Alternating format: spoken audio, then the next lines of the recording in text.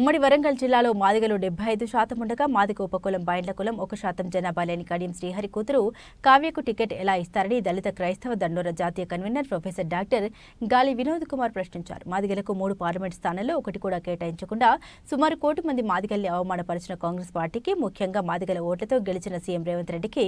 రానున్న పార్లమెంట్ ఎన్నికల్లో తగిన గుణపాఠం చెప్పాలని గాలి వినోద్ కుమార్ పిలుపునిచ్చారు. ఎంపీ కొట్టి, ఎమ్మెల్యే కొట్టి, ఎమ్మెల్సీ కొట్టి అన్ని పదవులు కొట్టేసి 40 ఏళ్లుగా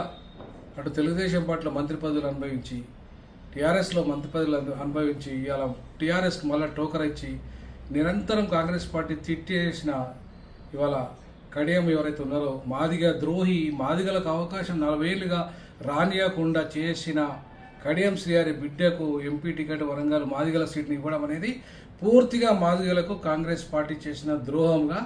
దళిత క్రైస్తవ దండోర భావిస్తున్నది. ఖచ్చితంగా రానున్న రోజుల్లో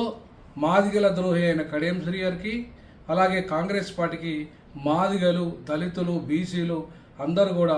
బుద్ధి చెప్పాల్సిందిగా ఈ సందర్భంగా నేను డిమాండ్ చేస్తా ఉన్నా.